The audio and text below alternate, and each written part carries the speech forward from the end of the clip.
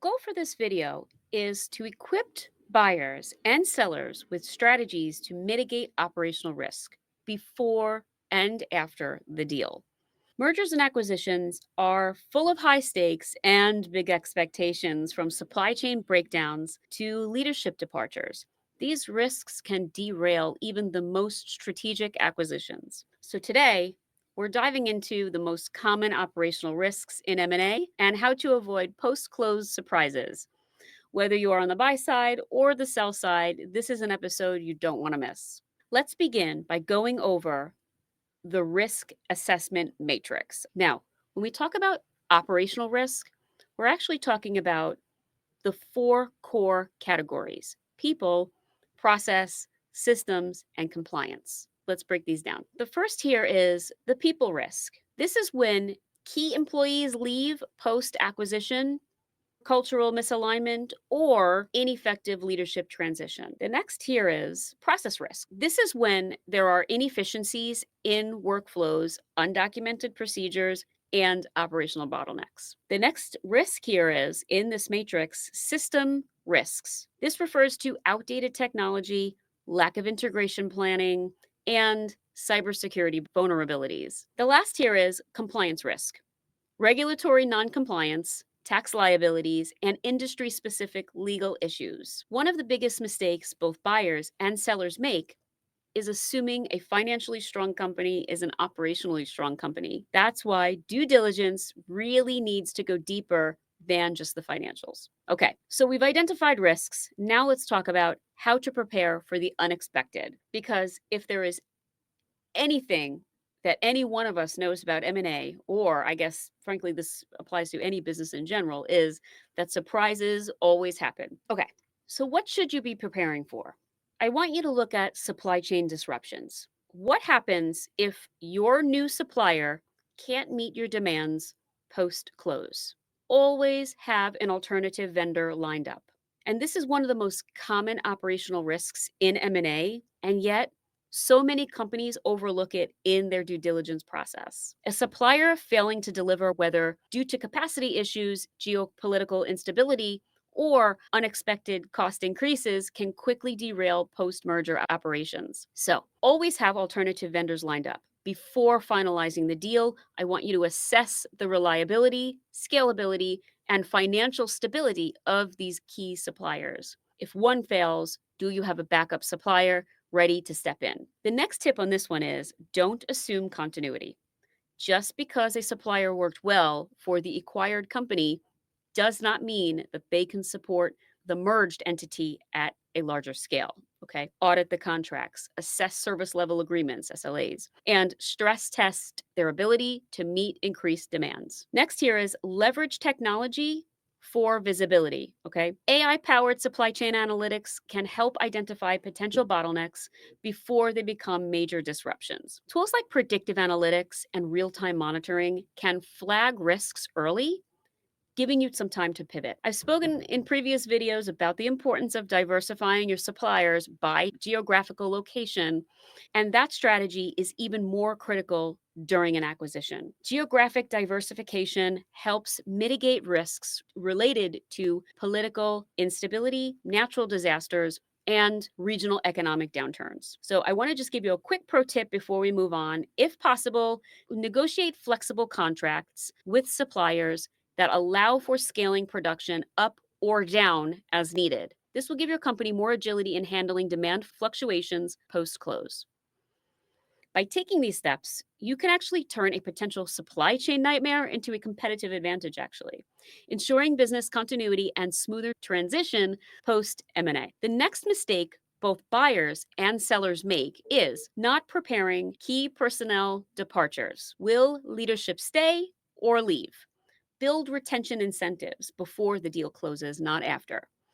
And also have alternative plans in place if key personnel leave after you've tried your various retention incentive methods. One of the biggest risks in M&A isn't just losing customers or operational inefficiency, it's losing the people who make the business run. Leadership teams, top talent, and key subject matter experts hold institutional knowledge, and that can't always be replaced as easily as you may think. The first tip on this one is don't assume they'll stay. Even if leadership expresses initial commitment, uncertainty, culture clashes, or a better offer elsewhere can make them reconsider after the deal is finalized. So, build retention incentives before this deal closes, not after. The key to proactive planning is not reactionary scrambling. Okay. Consider financial incentives. I feel like everybody sort of does this first: performance based retention bonuses, equity packages, or deferred compensation to encourage leaders to stay throughout the transition. You can offer even like career growth opportunities. Some leaders leave because they don't see a future for themselves in this new structure. Offer them a clear path forward with expanded roles, strategic influence, or things like leadership development opportunities. Cultural alignment. If leadership and employees feel like they are being taken over rather than integrated with, engagement will drop. Involve them in the process and communicate early. Address concerns and be transparent. Have an alternative plan if key personnel leave after you've tried various retention incentives. I know I've said that already. Even with the best incentives, departures will happen. We know that. Be prepared. Identify internal successors early. Who within the organization can step up if key leaders leave? Develop a strong leadership transition plan. Don't wait until resignation letters arrive. Have a clear roadmap for how responsibilities will be reassigned. You want to maintain relationships with external talent pools as well. If an executive leaves unexpectedly, do you have a network of industry leaders or executive search firms ready to fill in those gaps? You want to document critical knowledge. Before this deal closes, you really need to ensure institutional knowledge, processes, customer relationships, operational nuances, they are all documented and not locked in someone's head. Really quick pro tip I want to give you on this one before I move on. AI driven talent analytics can help predict flight risks, we call them, among key employees based on engagement levels, sentiment analysis, and industry hiring trends. So you want to use data to anticipate issues before they happen. Losing key personnel doesn't have to mean you're losing momentum if you prepare for it before it becomes a crisis. And the last thing here, this last section, is the cybersecurity and IT risks. Now, integrating IT systems too quickly can actually expose vulnerabilities. Phased migrations are often safer. Additionally, I want to add that you really need to have a rollback plan along with what it will look like when your teams are working between two or maybe more systems, okay? M&A deals often involve merging different IT infrastructures, applications, and security protocols, a complex process that, if it's rushed, can lead to data breaches, system failures, and operational disruptions. I am suggesting make an actionable plan. Phased migrations are often safer. Rather than an aggressive rip and replace approach, a gradual integration strategy will allow you to identify weaknesses before they become major problems. You want to start with non critical systems to test compatibility before moving to core infrastructures, okay? Run parallel environments to ensure business continuity while transitioning. Implement robust security audits at every single phase to detect potential vulnerabilities early. I can't even say this enough, but I really need you to have a rollback plan. M&A integrations rarely go perfectly on the first attempt. If something goes wrong, you need a fail-safe strategy to revert to the previous systems while your team troubleshoots, okay? Maintain backups of critical systems before making any major changes. Ensure you have contingency contracts in place with your IT vendors for emergency support, okay? Designate a crisis response team to act immediately if integration failures disrupt operations. You want to plan for the reality of working between multiple systems. Even in the best planning, there will be a period where employees need to navigate multiple systems before full integration is complete. So, you'll need to provide clear documentation and training so employees know how to operate within the two environments. I highly recommend that you implement single sign on or SSO solutions wherever possible to reduce any friction. Monitor the data integrity to prevent duplicate or lost information when transitioning between these two systems or multiple systems. And just a really quick pro tip before I close out here is cybersecurity must be a top priority, and I know it is. Threat actors know M&A deals create IT vulnerabilities. You need to conduct a comprehensive cybersecurity audit pre and post merger, enforce multi factor authentication, and establish a zero trust security policy to mitigate some of these risks. A really well executed IT integration plan ensures the merger drives efficiency and not chaos without compromising security. Let's review a real world example where this concept plays out. Marriott Starwood data breach. One of the most well-known cybersecurity failures in M&A history occurred when Marriott International acquired Starwood Hotels back in 2016. This was a $13.6 billion acquisition aimed to create the world's largest hotel chain.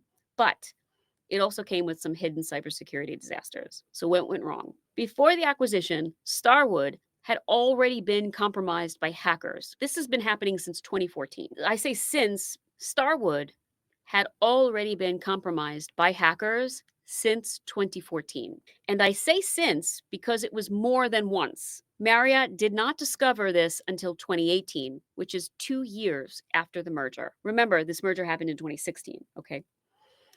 The breach exposed the personal data of 500 million guests, including names, passport numbers, and credit card details. One critical mistake was that they executed an IT integration without deep cybersecurity due diligence. Marriott failed to detect the breach during the M&A due diligence phase. A thorough cybersecurity audit could have uncovered the intrusion before this integration. Marriott failed to detect this data breach during the M&A due diligence process. A thorough cybersecurity audit could have uncovered this intrusion long before the integration. Instead of a phased migration, Marriott absorbed Starwood's IT infrastructure without fully vetting security vulnerabilities, unknowingly inheriting a compromised system. The breach went undetected for years because of poor visibility into Starwood's legacy IT environments. Let's go over some of the consequences. This was a $1.2 billion fail in costs and fines. Marriott faced lawsuits, regulatory fines, and they lost customers' trust. The UK fined the Marriott 18.4 million euro under their GDPR regulations. Reputational damage took an enormous hit. Customers lost faith in Marriott's ability to protect their data, affecting loyalty programs and future bookings. Costly IT overhauls. Marriott had to completely rebuild security protocols and notify millions of affected customers. Resources that could have been allocated elsewhere had this risk been identified earlier.